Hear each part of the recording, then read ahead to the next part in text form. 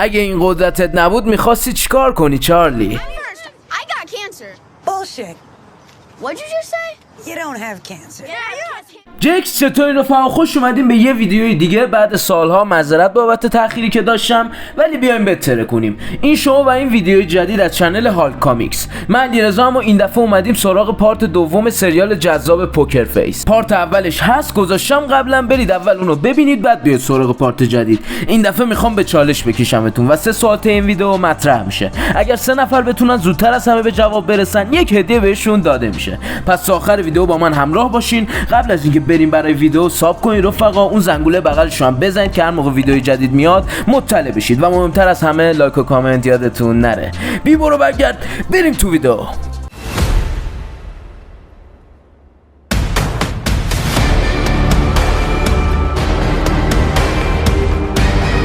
قسمت 5، جایی که حالا چارلی دیگه مقتول رفیق نیست، برعکسه با قاتل ها رفیقه. Never forgive.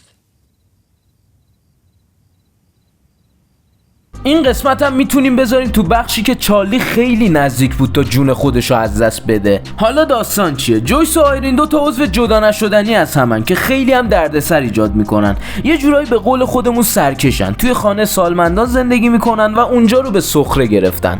یک روز همه چی عوض میشه. یک شخصی به اونجا ورود میکنه که جویس و آیرین اصلا انتظار دیدنش رو نداشتن. گابریل، شخصی که تا قبل از دیدار مجددشون برای جویس و آیرین الهام بخش بود. توی صحبتی که با هم دارن گابریل یه راز عجیب و غریب رو فاش میکنه. آره من اون موقع نه کشتنم نه در رفتم، فروختمتون. فکر کن به جویس و آیرین یهو اینو بگی. میبخشیم داداش این چه حرفیه؟ ولی جویس و آیرین هیچ وقت نمیبخشن و همون موقع است که ایده کشتنش به ذهنشون میرسه.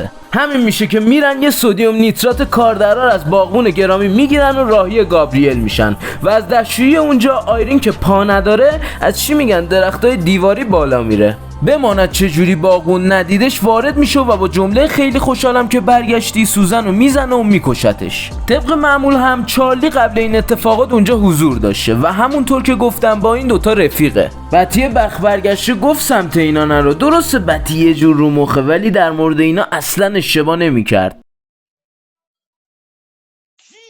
چارلی با جویس و آیرین خیلی رفیق میشه، اصلا یه جوری میشه که دیگه هی با همن. جویس و آیرین شروع میکنن به گفتن یه داستانی که گابریل آتش نشان ما رو آورد تو گروه. یه گروه اعتراضی معصوم بودیم و به ناحق زندگی ما دوتا تباه شد. تا میره جلوتر و گابریل میاد و دروغا شروع میشه. توی دستشویی و اسهال داشتن دروغ، آلرژی به شامپانزه دروغ و مهر تاییدیه رو برادرزاده فیک گابریل میزنه که مأمور FBI. چارلی هم از آتش نشان یارو میفهمه که این بن همون گابریله که برادرزاده تقلبی هم میگه که این دوتا اصلا آدمای باحالی نیستن، تروریستای داخلی ان و میخواستن با بمب‌هایی که با زودپس درست کرده بودن بچه‌هایی که وانمود میکردن عضو سازمان ملل هستن رو بکشن. جویس و آیرین هم این مکالمه رو میبینن. آخ میره خونه جویس و آیرین، یه دوتا اونا میگن یه دوتا این میگه و با جمله آشغال شمایید چارلی حرف رو تموم میکنه. ایده جویس و آیرین الان چیه؟ دقیقاً بزنیم بکشیم. و چارلی کاراگاه بازی شروع میشه با سدیم نیترات باغبونی. ساعت شامپانزه 2:23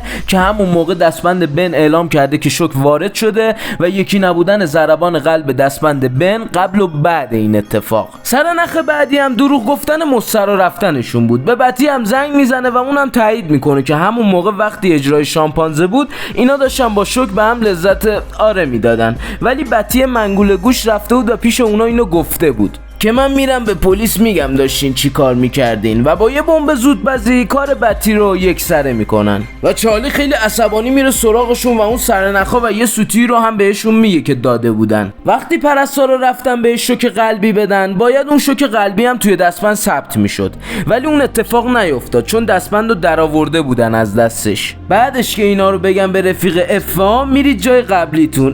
پس هنوز نگفتی؟ نه. تاق اینجا بود که تا یه قدمی مرگ رفت ولی با باهوشیش گیرشون انداخت. ولی پلیس نباید انقدر سری بیاد. بعد اینکه گیر هم افتادن چارلی نزدیک بود که باز بمیره. یه بمب هم توی اون ماشین گلف کار گذاشته بودن. ولی کور خوندین. چارلی همیشه از شما یه قدم جلوتره. شخصیت‌های باحالی داشت این قسمت. پیت منحرف، بتی، خانم‌های معما حل کن، برادرزاده فیک. قسمت 6 مکان هنرنمایی بازیگر هاست. That's the lunch menu, sir. کتلین و مایکل هم بازی‌های قدیمی که خیلی هم با هم اختلاف دارن. البته کتلین رو مخه. مایکل یه زن زیبا داره که مهمترین نکتهش پولداریشه. ایوا. کتلین خواهش و تمنا که بیا این نمایشنامه رو بازی کنیم، این لطفو در حق من بکن. با هر مخالفتی بود این اتفاق میفته. کتلین از اون شخصیتاست که با حرفاش آدمو میسوزونه. من پس نیستم.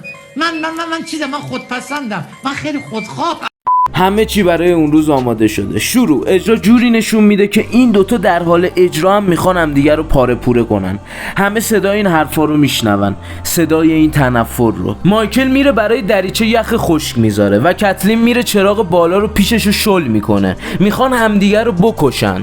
آره، دوباره برمیگردن روی صحنه. مایکل داره اجرا میکنه، شل میشه و تق از بیخ گوشش رد میشه. ایوا این صحنه رو میبینه و میخواد اسپری تنفسی رو برای مایکل بیاره. میاد روی استیج، یخی که دیگه چیزی ازش باقی نمونده. دریچه باز میشه، تق، و با افتادن ایوا مرگش رقم میخوره. این همه مدت حالا چارلی کجا بود؟ یکی از گارسونای اون رستوران چارلی بود، سرکش، یاغی و همچنان دنبال معما. کتلین و مایکل اینا عاشق همن و به خاطر پول این کار انجام دادن. اسکول زنت به اون خوبی. شخص سوم که با اینا تئاتر اجرا می‌کرد، ربکا، میفهمه از دیالوگ‌های نوشته شده که صحنه ساختگی بوده. یه نکته مهم در موردش بگم، اون به بادام زمینی آلرژی داره. خب پرونده بسته شد و لو رفتن. نه، اون میره تهدیدشون میکنه و پول ازشون میخواد. خب حالا چارلی میاد وسط و به خاطر رفیقش فیل پیگیر کار میشه. خیلی چیزا برای چارلی منطقی نیست و از دروغ گفتن کتلین شروع میشه و بعد با یخ خشک. چرا باید یخ خشک دریچه رو نگه داره؟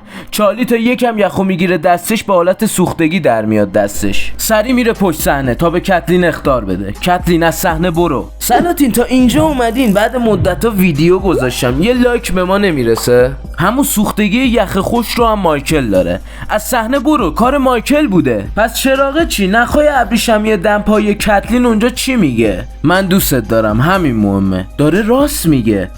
این دوتا همکاری کردن تا ایوا رو بکشن. پاتوپل که میشه ربکا واکنش عجیبی نشون میده و دروغ میگه در رابطه با این موضوع و چارلی تو جیبش اون دیالوگ‌های فیک رو پیدا میکنه و تو اتاق کتلین اون تیکه کاغذ رو که ربکا مبلغو نوشته بود رو پیدا میکنه و میفهمه چرا همچین واکنشی نشون داد. البته جونش هم نجات داد. کتلین میخواست با غذای مخصوص سگش که بادام زمینی داشت ربکا رو بکشه و یه باهوشی دیگه هم میکنه. یه میکروفون توی اتاق کتلین قایم میکنه. کلانتر بیننده به خصوص این تئاتر. این چیه؟ میکروفون اینجا چی میگه؟ عزیزم به کاف رفتیم و با یه نمایش زیبا اشباح پنساکولا تئاترش تموم میشه. و اما در قسمت هفتم، این قسمت در مورد دو مقصره که سنگینی ترازو روی یکیشون بیشتره. کیس اوونز مسابقه دهنده قدیمی و با تجربه است و اونورم دیویسی رو داریم که برای بردن هر کاری میکنه. توی مسابقه اوونز جلوه و با یه حرکت ناجوانمردانه دیویس مسابقه رو واسه اوونز تموم میکنه و این نفرت دو طرفه آتیش شعله ورتر میشه. جلوتر که میره دیویسی عوضی بازی در میاره. البته از دست دختر اوونز کیتی کفری شده بود، چون تو اون پیست کارتینگ جلوی اون همه آدم از یه دختر باخته بود که برخلاف باباش استعداد زیادی توی این حرفه داره. با این کار دیویس اوونز کفری میشه. ابرا دارت گایبم خوشگت گای چتا مشکل دیدی وردم و یه نقشه میزنه به سرش. میره دم خونه دیویسینا زنگ میزنه و میگه ماشینم خراب شده، روشن نمیشه. در پارکینگ باز میشه، ماشین میاد بیرون، اوونز میره تو و برای روز مسابقه ماشین دیویس رو دستکاری میکنه و توی موتورش قلاب میذاره. حالا دقیق نمیدونم چی کار کرد، هر کسی دیده و میدونه تو کامنت ها بگه. بگذریم، روز مسابقه فرا میرسه. دیویس میزنه جلو، همینجوری میره تو باقالیا. اوونز خوشحاله، تو کوچه‌ش عروسیه. کیس؟ دخترت کیتی تو ماشین بوده. حالا چارلی این همه مدت کجاست؟ توی شهربازی سرپوشیده‌ایه که جین مادر دیویس مدیرشه. طبق معمول اونجا مشغوله به کاره و ارتباط نزدیکی هم قاعدتاً با دیویس داره. این موضوع به گوش چارلی هم میرسه که کاسه‌ای زیر نیم کاسه است. خود دیویس میندازه تو مخش این داستانو. این نکته رو بگم، اینجا میدونن اون قابلیت تشخیص راست و دروغشو، پس دیویس پیشش دروغ نمیگه. دیویس دنبال این اوونز رو مقصر همه چی بدونه و به کمک تشخیص غریزه سگ سرطان روانشناس چارلی این موضوع ثابت میشه، ولی اوئنز میره جلوی دوربین و به کاری که کرده اعتراف میکنه و همه چی تموم شد. دیویس به پسره میگه بلایی که سر کیتی اومد اتفاق نادری بود، کمربندش اتفاقی از کار افتاد. چی گفتی؟ چارلی دروغو گرفت. کمربند رو همون شبی که اوئنز اومده بود خونشون بعدش دیویس این کارو کرد و دیده بود اوئنز رو و دقیقاً میدونست مشکل ماشین چیه. عکس پدر بزرگش اد بزرگ مگه همیشه تو ماشینش نبوده؟ پس اون روز چرا نذاشته بودتش؟ چون میدونست میخواد این اتفاق بیفته. پس چه کسی بهتر از کیتی که بعداً رو دستش بلند نشه و دهنشو سرویس کنه. توی این قسمت هم چارلی بی محابا میره به دیویس میگه، تو بدترین حالت هم دروغ نمیگه. حتی به جایی میرسه که دیویس میفته دنبالش تا بکشتش، ولی بیا حالا دیویس مطرح شده، اسپانسر داره و انگار هیچ کس یقشو نگرفته. اما داستان میخواد برامون پخت و پس کنه. چارلی دقیقاً زمانی میاد که میخواد مسابقه بده و اینجوری دهنشو سرویس میکنه. کیتی هوشیار شده، دیر یا زود برمیگرده و هر روز رو برات جهنم میکنه و قرار زیر اسمش هی ببازی تا باختن بشه روتین زندگیت. حالا وقتشه که بترسی پسر جون، گاز بده گوزتو ببینیم. این قسمت یه جورایی هم خاصه چون کسی نمیمیره. به پایان آمد این دفتر، حکایت همچنان باقی است. اگه دوست دارید پارت بعدی رو این سری سریعتر بذارم قول میدم با حمایتاتون بتره کنید و اینو یادتون باشه میگذره روزی که روز ما نیست.